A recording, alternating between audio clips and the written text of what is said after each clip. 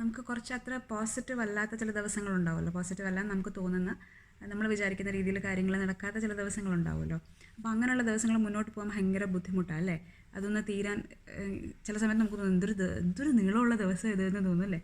അപ്പോൾ അങ്ങനെയുള്ള ദിവസങ്ങളെ കുറച്ചും കൂടി ഈസി ആയിട്ട് കൊണ്ടുപോകാൻ ഒരുപക്ഷെ ഹെൽപ്പ് ചെയ്യാൻ സാധ്യതയുള്ളൊരു 6 പോയിൻറ്റ്സ് വായിച്ചത് എഴുതി വെച്ചാൽ കേട്ടോ.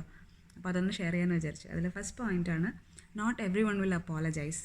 നമ്മൾ എന്തെങ്കിലും ഒരു സിറ്റുവേഷൻ ഉണ്ടായിട്ടുണ്ടാവാം, ഒരു മിസ്അണ്ടർസ്റ്റാൻഡിങ് അല്ലെങ്കിൽ ഒരാളുടെ ഭാഗത്തു നിന്നൊരു തെറ്റ്. അപ്പോൾ നമുക്ക് പലപ്പോഴും തോന്നും എൻ്റെ ഭാഗത്തല്ലല്ലോ തെറ്റ്, പിന്നെന്താ എൻ്റെ അടുത്തൊരു സോറി പറഞ്ഞാൽ എന്ന് തോന്നും. അങ്ങനെ തോന്നും. പക്ഷേ എല്ലാവരും അങ്ങനെ പറയണമെന്നില്ല. ചിലർക്കത് പറയാൻ ബുദ്ധിമുട്ടുണ്ടാവും, അഭിമാന പ്രശ്നം വരും.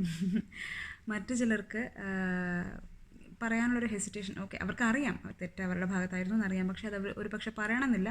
പക്ഷേ ഫ്യൂച്ചറിൽ അവരവരുടെ പെരുമാറ്റത്തിൽ മാറ്റം കൊണ്ടുവരും. അപ്പോൾ നമ്മളോട് അപ്പോളജൈസ് ചെയ്യുമായിരിക്കുമെന്ന് പ്രതീക്ഷിച്ചിരിക്കുമ്പോൾ നമുക്കാണ് കൂടുതലും ബുദ്ധിമുട്ട്. അവർ പറഞ്ഞില്ലല്ലോ എന്നുള്ളൊരു വിഷമം നമുക്ക് വരും അല്ലേ. സോ അതുകൊണ്ട് അങ്ങനെ വിചാരിച്ച് ഇരിക്കേണ്ട. അങ്ങനെ എന്തെങ്കിലും ഉണ്ടെങ്കിൽ അതിനെ വിട്ടേക്കാം. നമുക്ക് സമാധാനം, നമ്മുടെ മനസ്സിൻ്റെ സമാധാനമാണല്ലോ ഇമ്പോർട്ടൻറ്റ്. രണ്ടാമത്തെ കാര്യം, not every situation will turn out the way how you want. നമ്മൾ വിചാരിക്കുന്ന പോലെ, നമ്മൾ ആഗ്രഹിക്കുന്നത് പോലെ ഓരോ കാര്യങ്ങളും നടക്കും എന്ന് വിചാരിക്കുന്നത് തെറ്റാണ്. കാരണം എപ്പോഴും അങ്ങനെ അല്ലല്ലോ. അങ്ങനെ വിചാരിച്ചിരിക്കുമ്പോൾ നമുക്ക് ഭയങ്കര വിഷമമാവും. ഞാൻ ഇങ്ങനെയൊന്നും അല്ല പ്രതീക്ഷിച്ചത്, ഈ ഒരു സിറ്റുവേഷൻ ഞാൻ ഇങ്ങനെ എക്സ്പെക്റ്റ് ചെയ്തില്ല, അല്ലെങ്കിൽ ഈ ആളുടെ അടുത്തൊന്നും ഞാൻ ഇങ്ങനൊരു പെരുമാറ്റം പ്രതീക്ഷിച്ചില്ല, അല്ലെങ്കിൽ എൻ്റെ മക്കൾ ഇങ്ങനെ പറയുമായിരിക്കുമെന്ന് ഞാൻ വിചാരിച്ചില്ല, എൻ്റെ കൊളീഗ്സ് ഇങ്ങനെ സംസാരിക്കുമെന്ന് ഞാൻ വിചാരിച്ചില്ല. സോ എല്ലാവരും ഹ്യൂമൻ ബീയിങ്സ് ആണ് അല്ലേ. അപ്പോൾ നമുക്ക് പറയാൻ പറ്റില്ല ഒരിക്കലും ഒരു കാര്യം നമ്മൾ വിചാരിക്കുന്ന രീതിയിൽ അത് ആക്കാൻ മാക്സിമം ശ്രമിക്കാൻ പറ്റും എന്നുള്ളത് ശരിയാണ്. പക്ഷെ അതങ്ങനെ ആവണം എന്നില്ല അല്ലേ. Nothing goes as planned. എപ്പോഴും അങ്ങനെ സംഭവിക്കണമെന്നില്ല. ചില സമയങ്ങളിൽ സംഭവിക്കാറുണ്ട് എന്നാലും. സോ അതുകൊണ്ട്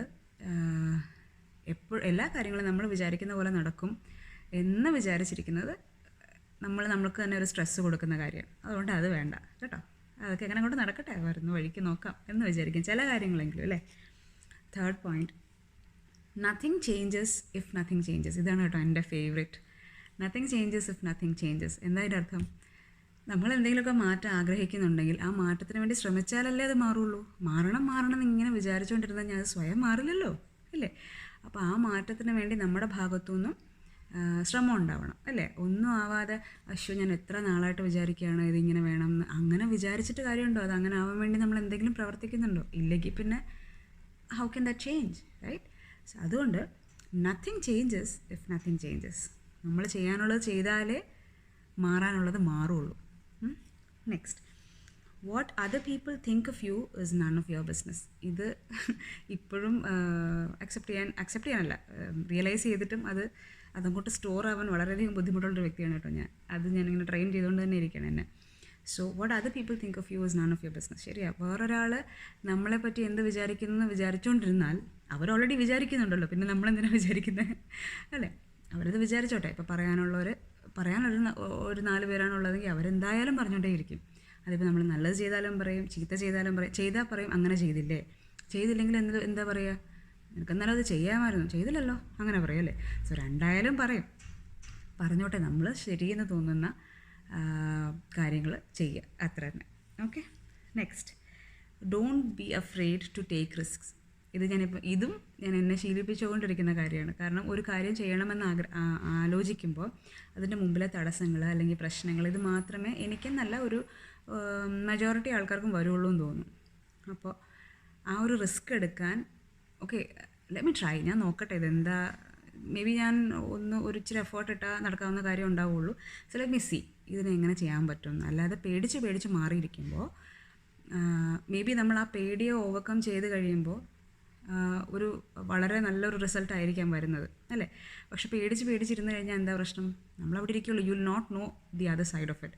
ഇപ്പം ഞാനിവിടെ മോളോട് പറയാറുണ്ട്, ചെറിയ ചില റൈഡ്സിൽ കയറുമ്പം അല്ലെങ്കിൽ ചില കാര്യങ്ങൾ ഇതെനിക്ക് പറ്റുമോ, അല്ലെങ്കിൽ അമ്മ എനിക്കത് ഇങ്ങനെ പേടിയാന്ന് പറയുന്ന കാര്യങ്ങൾ അപ്പോൾ അങ്ങ് ചെയ്ത് നോക്കണം. അപ്പോഴല്ലേ അറിയുള്ളൂ നമുക്ക്.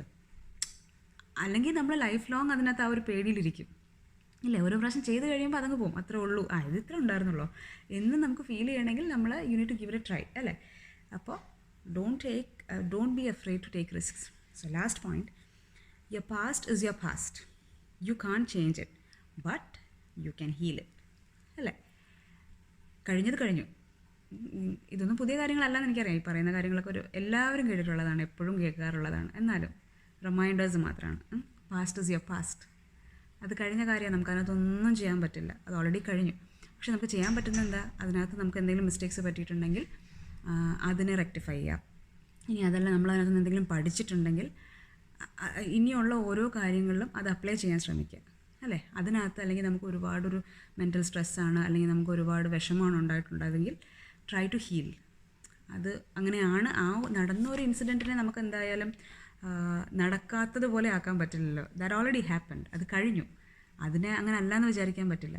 അപ്പോൾ അതിനകത്തുനിന്ന് പഠിച്ച ലെസൺസ് വെച്ചിട്ട്, അല്ലെങ്കിൽ അതിനകത്തുനിന്ന് നമുക്ക് ഉണ്ടായ തെറ്റുകളെ കറക്റ്റ് ചെയ്യാൻ ഫ്യൂച്ചറിൽ ഓരോ കാര്യങ്ങളും കുറച്ചും കൂടെ ശ്രദ്ധിച്ച് ചെയ്യാമെന്നേ ഉള്ളൂ, അല്ലേ? ഇപ്പോൾ നമുക്കൊരു എന്താ പറയുന്നത്, നമ്മൾ ചെയ്തൊരു കാര്യത്തിൽ വന്ന മിസ്റ്റേക്ക് ആണെങ്കിൽ എവിടെയാണ് ആ മിസ്റ്റേക്ക് പറ്റിയതെന്ന് നോക്കിയിട്ട് അത് കറക്റ്റ് ചെയ്യുക. അല്ലെങ്കിൽ ഒരു റിലേഷൻഷിപ്പിൽ വന്ന പ്രശ്നമാണെങ്കിലൊക്കെ next time you need to be just careful. അത്രേ ഉള്ളൂ. ഒന്ന് ശ്രദ്ധിക്കുക, കുറച്ച് ഇനി അബദ്ധങ്ങൾ പറ്റാതിരിക്കാൻ കുറച്ചും കൂടെ ശ്രദ്ധിക്കുക. അപ്പോൾ ഈ 6 പോയിൻറ്റ്സും എനിക്കറിയാം, അഗൈൻ 6 മിനിറ്റ് കഴിഞ്ഞു, ഇപ്പോൾ വീഡിയോ ലെങ്ത് കൂടുന്നുണ്ട്. ബട്ട് എനിവേ, ഈ ഒരു 6 പോയിൻറ്റ്സും കുറച്ചും കൂടെ എവറി ഡേ കുറച്ചൊന്ന് ഈസി ആക്കാൻ ഹെൽപ്ഫുൾ ആവുമെന്ന് തോന്നിയുകൊണ്ട് ഷെയർ ചെയ്തതാണ് കേട്ടോ. അപ്പോൾ ഒന്ന് ശ്രമിച്ച് നോക്കുക, ഇതൊക്കെ സ്വയം ഒന്ന് പറഞ്ഞ് ശ്രമിച്ച് നോക്കുക. ഓക്കെ.